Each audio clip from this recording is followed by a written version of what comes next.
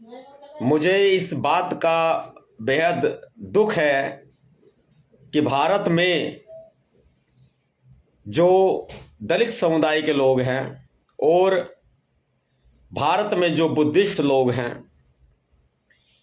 उन्हीं के भाई यानी कि हमारे सबके भाई दलित समाज के लोग, बुद्धिस्ट लोग बांग्लादेश में बहुत दयनीय स्थिति में हैं। ये कहते हुए मुझे बड़ा दुख लग रहा है कि भारत सरकार बांग्लादेश में दलितों की सुरक्षा के लिए, बुद्धिस्टों की सुरक्षा के लिए कोई उचित कदम नहीं उठा रही है। यहां तक कि जब भारत में दलितों की बात आती है तो जो भारत में दलितों के हालात हैं कि दलितों का उत्पीड़न चरम सीमा पर पहुंच चुका है। कहीं बारातें रोकी जा रही हैं, कहीं घोड़ी पर चढ़ने से रोका जा रहा है, कहीं पर बाबा साहब अंबेडकर की जयंती मनाने की अनुमतियां नहीं दी जा रही हैं और हमले किए जा रहे हैं। यहां तक कि भारत देश में दलितों के घरों पर बुलडोजर भी चलाए जा रहे हैं। भारत देश में, विशेषकर उत्तर प्रदेश में, भारत के दलितों के साथ भेदभाव, छुआछूत, कोई कल की बात पुरानी नहीं रह गई, यह आम बात हो गई है। ठीक ऐसे ही हालात बांग्लादेश में है। बांग्लादेश में मेरा दलित भाई बहुत उत्पीड़ित अवस्था में है, बहुत दयनीय अवस्था में है।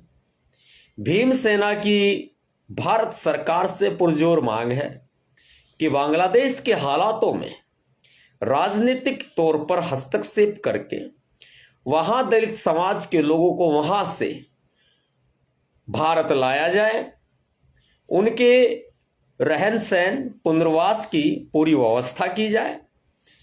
भीमसेना की यह भी मांग है कि बांग्लादेश में जो भी राजनीतिक रिश्ते, अब जब से वहां की सरकार पलटी है, शेख हसीना ने भारत में राजनीतिक शरण ली है, तो भारत की सरकार का यह भी फर्ज बनता है कि जब वह शेख हसीना को शरण दे सकते हैं तो बांग्लादेश में जो दलित समुदाय के लोग हैं उनको भी शरण दे। जो बुद्धिस्ट लोग बांग्लादेश में हैं उनको भी भारत में शरण दे। भीमसेना की पुरजोर मांग है। भारत सरकार से हाथ जोड़कर ये अपील करते हैं हम कि दलितों की दशा और व्यवस्था को संभालना, यहां भारत में तो आप फेल हो गए, कम से कम बांग्लादेश में ही जो दलित समाज के लोग उत्पीड़न अवस्था में हैं उनको संभाले। यदि जैसे भीमसेना भारत में दलित समाज के हक, अधिकार, न्याय, सामाजिक न्याय की लड़ाई लड़ रही है, यदि भारत सरकार हमें इजाजत दे, गृह मंत्री श्री अमित शाह जी भीमसेना को इजाजत दे, विदेश मंत्री एस जयशंकर जी भीमसेना को इजाजत दे, तो भीमसेना बांग्लादेश में कूच करने के लिए तैयार है।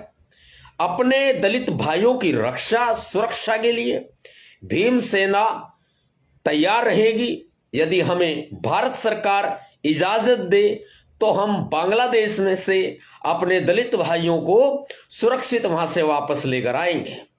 लेकिन यह कदम सबसे पहले भारत सरकार को उठाना होगा। हम भारत के संविधान के अनुसार चलते हैं। भारत के संविधान के अनुसार ही हम भारत की सरकार से ये अपील कर रहे हैं और ये मांग रख रहे हैं कि आप वहां दलितों को भारत लाने में समर्थ दिखाई नहीं दे रहे हैं। भारत सरकार, आप दलितों को, बुद्धिस्टों को बांग्लादेश से सुरक्षित भारत वापस लाएं। यदि आप नहीं ला सकते तो भीमसेना को आप इजाजत दें। भीमसेना बांग्लादेश पर चढ़ाई करेगी, भीमसेना बांग्लादेश कूच करेगी और अपने दलित भाइयों को, अपने बुद्धिस्ट भाइयों को सकुशल सुरक्षित भारत लेकर के आएगी। मैं भारत देश के मुसलमानों से भी यह हाथ जोड़कर विनम्र अपील करना चाहता हूं कि आप एक बड़ा दिल दिखाते हुए भारत सरकार के प्रधानमंत्री श्री नरेंद्र मोदी जी से यह अपील करें कि दलितों की सुरक्षा के लिए अहम कदम उठाए जाए और भारत देश के मुसलमान यहां देशवासी हैं, सच्चे भारतवासी हैं, उनका बांग्लादेशियों से कोई संबंध नहीं है। जिस तरह के आरोप ये बीजेपी आरएसएस के लोग लगाते रहते हैं, भारत का मुसलमान एक सच्चा मुसलमान है। इस मामले को बांग्लादेश से जोड़कर जिस तरह से बीजेपी और आरएसएस के लोग मुसलमानों को और हिंदुओं को लड़वाने का प्रयास कर रहे हैं, दलितों को हिंदुओं को लड़वाने का प्रयास कर रहे हैं, हम सभी को मिलकर एक भाईचारे का संदेश देना है। दलित मुसलमानों में इस लड़ाई को नहीं बांटना है। ये देश हित की बात है, ये राष्ट्र हित की बात है। यहां हमें दलितों में और हिंदुओं में अक्सर भेदभाव ये बीजेपी आरएसएस वाले करते रहते हैं। नतीजन क्या है कि हमारा जो बौद्ध धर्म है वो भी आज खतरे में है, भारत में भी खतरे में है, बांग्लादेश में भी खतरे में है। ऐसे में बुद्धिस्ट धर्म को बचाना भी बहुत आवश्यक हो गया है। यहां दलितों की दयनीय दशा भारत में है, बांग्लादेश में क्या फर्क रह गया है? बांग्लादेश में भारत में क्या फर्क रह गया है? दलितों के कल्याण के लिए, उनकी व्यवस्था को सुधारने के लिए, उनकी अवस्था को सुधारने के लिए, उनके अपलिफ्टमेंट के लिए, उनके कल्याण के लिए, उनके शिक्षा रोजगार के लिए जब भीमसेना न्याय, सामाजिक न्याय के लिए हक और अधिकारों की लड़ाई लड़ रही है, ऐसे में हम बांग्लादेश के दलितों को पिटते हुए अकेला नहीं छोड़ सकते। वो भी हमारे भाई हैं। यहां कोई नहीं बोलेगा, मुझे मालूम है यहां कोई नहीं बोलेगा, कोई दलित ठेकेदार नहीं बोलेगा जो स्वयंभू ठेकेदार बने फिरते हैं। यहां बीजेपी नहीं बोलेगी, आरएसएस नहीं बोलेगा, क्योंकि यहां बांटने और बंटवारे का खेल चल रहा है और हमारी प्रमुख संपत्ति भारत राष्ट्र है। हमारे लिए भारत राष्ट्र सर्वोपरि है। बाबा साहब अंबेडकर ने कहा था हम प्रथमतः और अनंतः भारतीय हैं, तो हम भारतीय हैं। और भारत देश का मुसलमान भी भारतीय है, भारत देश का दलित तो मूल निवासी है ही।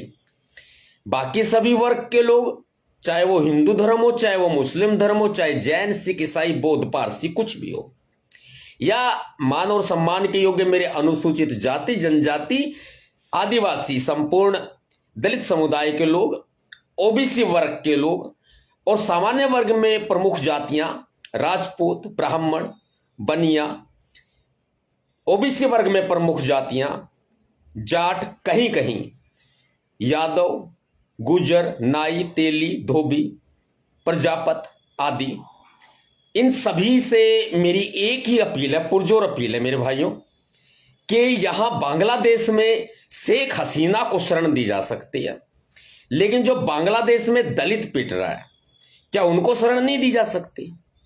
बांग्लादेश में जो बुद्धिस्ट पिट रहा है, बहुत दयनीय अवस्था है उनके साथ, तो उनकी महिलाओं के साथ भी इतना गलत हो रहा है, मैं बता नहीं सकता आपको। बहुत दयनीय स्थिति है। क्या उनको भारत में शरण नहीं दी जा सकती? यदि भारत में तमाम तरह के कानून बनाने का दावा और लोगों को लाने का दावा मोदी सरकार कर सकती है, तो करती क्यों नहीं है उस काम को? कागजों तक सीमित नहीं रहना चाहिए, उसको आगे भी बढ़ाना चाहिए। दलितों को भारत लाया जाना चाहिए। यदि भारत सरकार ऐसा नहीं करती है तो मैं नवाब सतपाल तंवर पुनः भारत सरकार से अपील करता हूं कि भीमसेना को यह अनुमति दी जाए कि बांग्लादेश जाए और बांग्लादेश जाकर अपने दलित भाइयों को, बुद्धिस्ट भाइयों को भारत लाए। इसके लिए हम पूरी तरह सक्षम है, बस हमें अनुमति दे दीजिए, क्योंकि हम संविधान के दायरे के हिसाब से चलते हैं। सभी सम्मानित क्रांतिकारी साथियों को नवाब सतपाल तंवर की तरफ से क्रांतिकारी जय भीम, जय भारत, नीला सलाम, जय संविधान, भीमसेना जिंदाबाद।